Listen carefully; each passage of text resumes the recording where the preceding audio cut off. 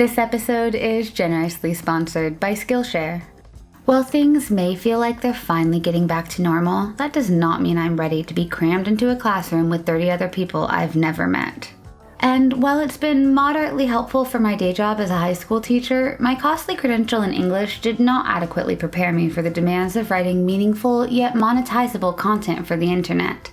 That's why I'm so glad that I learned about Skillshare. Skillshare is an online learning community with thousands of different courses on a variety of topics actually relevant to my lifestyle and my wallet. My favorite class I've completed recently is one by broadcast journalist Soledad O'Brien entitled Powerful Storytelling Today: Strategies for Crafting Great Content. Among many things, O'Brien's wise yet relatable mini lectures have taught me the value of empathy and transparency within my scripts. Whatever the topic, Skillshare makes it easy to engage in long or short-term courses on my own time because these days the words fixed schedule are not in my vocabulary. Experience the simplicity and learn a new skill today. The first 1,000 people to click on the link will get a 1-month free trial of Skillshare so you can start exploring your creativity today. Diversely accessible, easily digestible. Skillshare, life lessons that fit into your life. Perhaps it was the shock of the juxtaposition of the corpse's perfect teeth, coupled with the inhumane happenstance of her finding that bothered internet sleuths so much. For many, the sheer amount of care that was put into the unidentified young woman's dental hygiene was in direct opposition to the visible brutalities of her last moments of life. Found burned beyond recognition in the early morning hours of October 29, 2006, near Longview, Texas, the two men who stumbled upon her body at first thought it was a mannequin which had been lit on fire, until, upon closer inspection, the grim truth was revealed. The odor was the first thing which alerted them to the ominous reality. Gasoline mingled with the unmistakable stench of charred human skin. It was not a mannequin, but that of a human being that had seemingly been lit on fire only minutes prior to their surprise arrival. The remains were already burned beyond recognition, and the men knew that the victim was past medical help. They called authorities, who came out and secured the scene and took custody of the unidentified body. But what should have started out as the grim process of matching up missing persons records with the remains quickly stalled when no reports matched even close to the description of the remains, and no one had called to ask after the body of the seemingly well-kept and cared-for young adult. The medical examiner would determine that the body was most likely that of a female between the ages of 17 to 25, based on the measurements of the anatomy of the remains. But the damage caused from the fire made any other identification all but impossible. Found with $40 still in her pocket, she was given the name Lavender Doe due to the light purple shirt that she had been wearing when she was found. The jeans she was wearing were still partially intact, and investigators were able to identify them as size 7-8 and from the clothing brand One Tough Babe. Despite the fact that seminal fluid was found inside of her, the medical examiner could not conclusively determine its origin. These details, along with those perfect teeth, now became the clue to unlocking the mystery of what had happened to this unnamed victim.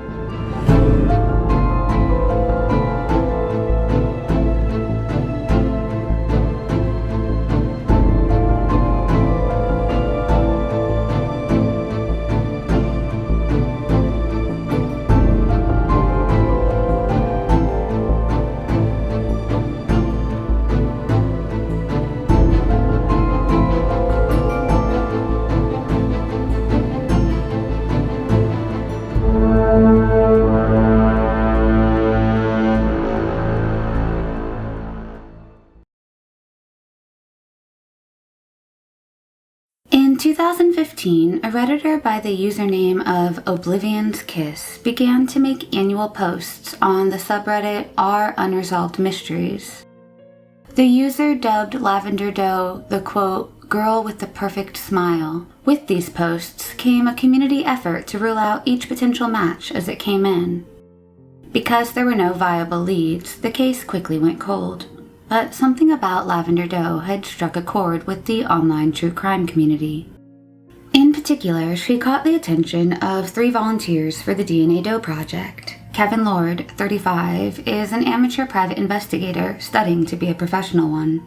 Missy Koski, 55, is known as the Search Angel because of her ability to reunite adoptees with their birth parents. And Lori Gaff, 49, a self-taught expert in genealogy with an almost photographic memory and a never-ending thirst for knowledge. These 3 unpaid volunteers worked tirelessly to uncover Lavender Doe's true identity. After traveling various distances to meet up in Austin, Texas, the 3 internet sleuths organized all the information they'd gathered via their copious Facebook messages and set to work uncovering the truth. The posts about Lavender Doe always garnered much attention, with people from all over the world commenting names that could be conclusively ruled out for one reason or another. It always came back to her teeth, it seemed. The public was fascinated by her lack of dental cavities, or even one filling. Some commenters speculated that she may have been related to a dentist. Another clue which could be gleaned from her mouth was the fact that she still had 2 of her baby teeth, despite having seemingly already gone through puberty. It was this unique tidbit which would help Kevin, Missy, and Lori exclude proposed matches, as they had been interviewing family members of various missing girls to no avail. And utilizing the great potential of both genealogy testing and the renewed interest of the greater internet at large, they hoped to find answers wrapped in double helixes and buried in strings of code. Well, law enforcement agencies utilize the unique codes of 13 to 20 markers of DNA in order to ascertain parentage, as well as siblings and half-siblings. Sites like Ancestry DNA and 23andMe cross-reference 600,000 to 700,000 unique DNA markers, which is what enables them to inform their customers of third and sometimes even fourth cousins and beyond. Utilizing these tenuous threads of familial connection, anyone with the intelligence, patience, and tenacity to comb through census data, property ownership records, and historical birth certificates would have the ability to rebuild a family tree spanning centuries based just on the data available publicly.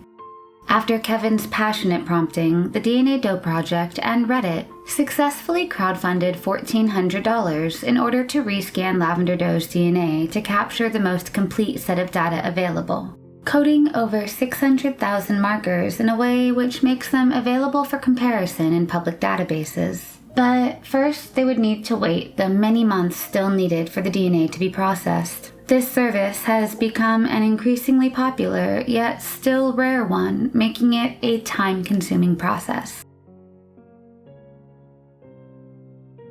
The sheriff's office had previously interviewed a suspect by the name of Joseph Wayne Burnett, as the seminal fluid found at the scene could have been a match to his, although detectives have been close-lipped about the procedure and timeline which gave them that information. Though Burnett admitted that he had picked up and slept with a woman from that area, he admitted nothing else and therefore was allowed to walk free.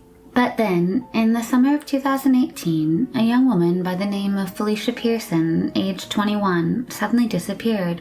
When Burnett was arrested for failing to register as a sex offender from a previous charge, detectives were able to elicit information from him which led them to the fact that Felicia had recently spent time in the 41-year-old's home.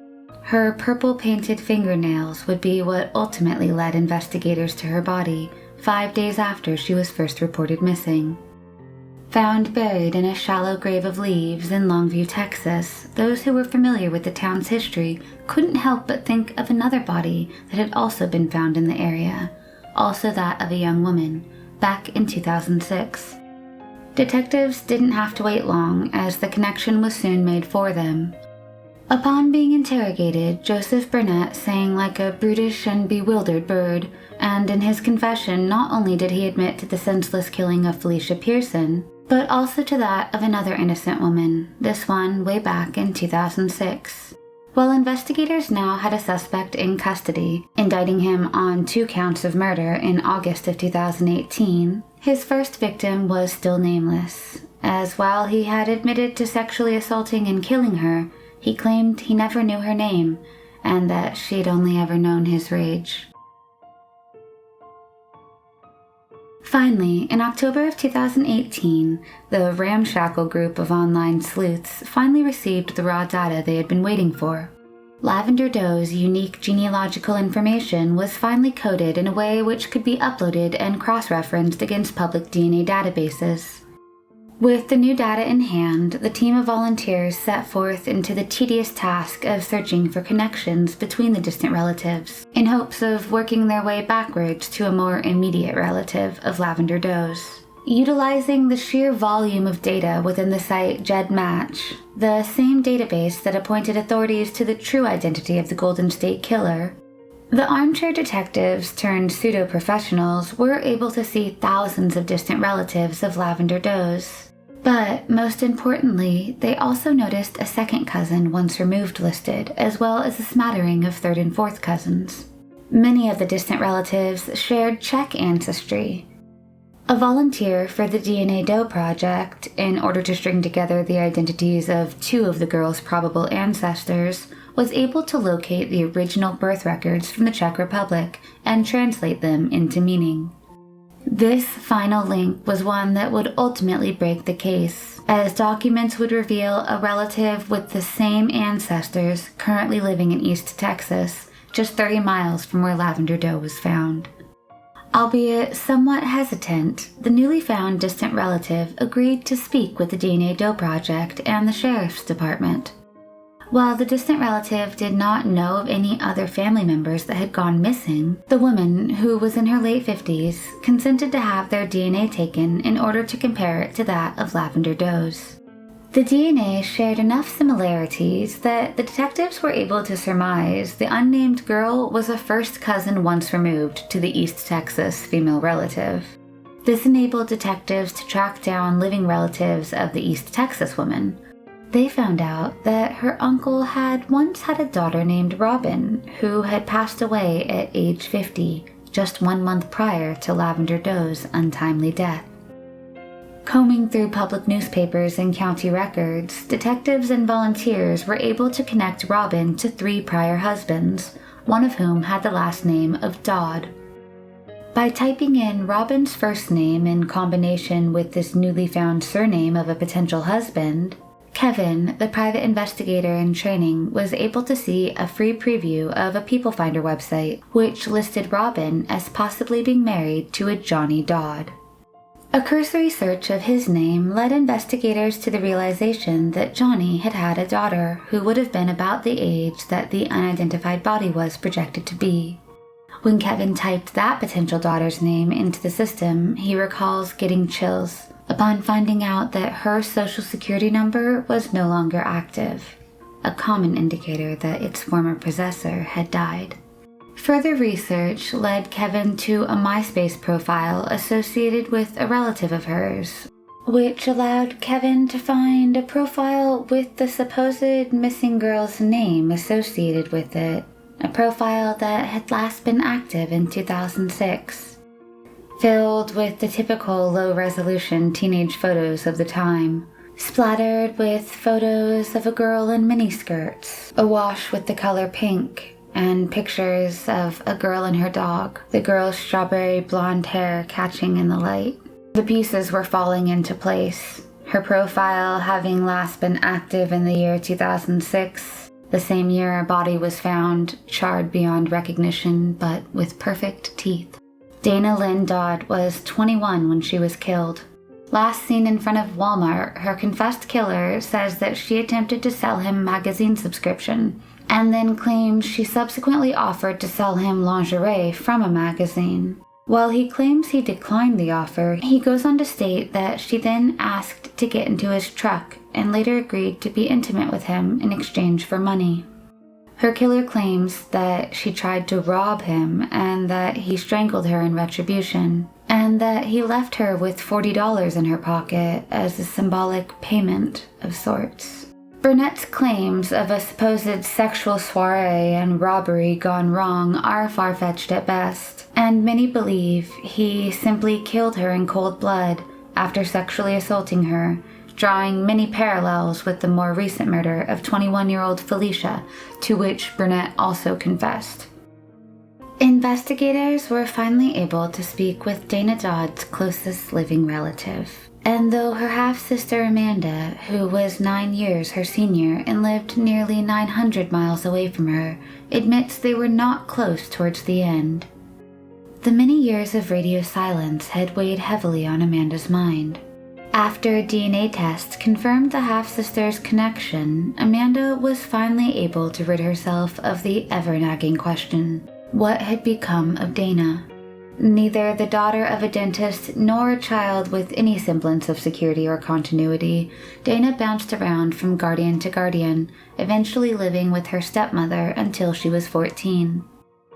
By age 14, the relationship began to suffer, and with no biological or legal ties to Dana, her stepmother sent her to live with her half-sister, whom she'd only met a handful of times, 23-year-old Amanda, residing in Florida.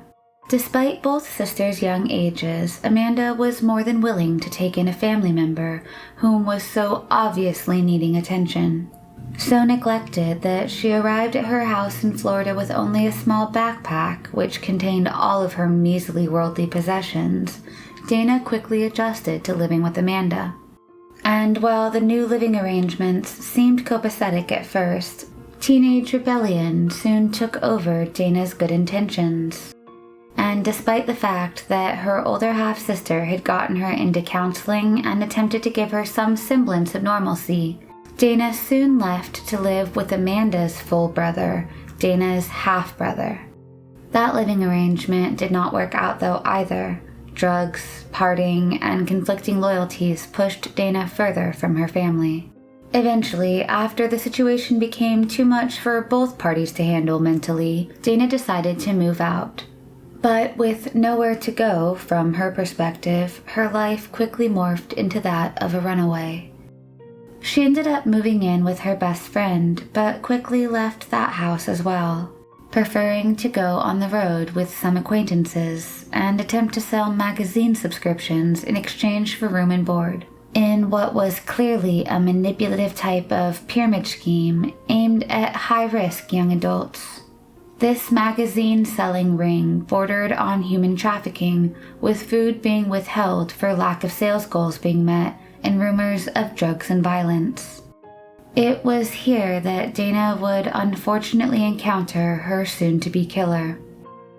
Her older sister looks upon Dana's last moments with pity, yet also convoluted understanding. She believes that Dana did ask to get in that stranger's car, because she probably felt like she had nowhere else to turn. Amanda comments that, quote, "I think after all these years she thought she had nobody. I think that's why she didn't reach out to us. I did my best. I feel like I didn't do enough." Lavender-colored mums rest on the headstone of the now named victim. And while many in her immediate family may have passed on before knowing the truth, society at large can rest slightly easier knowing that one more monster targeting young girls is off the street. On December 15th, 2020, Burnett pleaded guilty to 2 counts of murder as well as a separate sex offense charge having to do with his previous sex offender status. Sentenced concurrently to 3 50-year prison terms with credit for the 2 years already served, he's currently incarcerated in the George Beto Unit in Tennessee Colony, Texas. Burnett will be eligible for parole after only 25 years in 2043.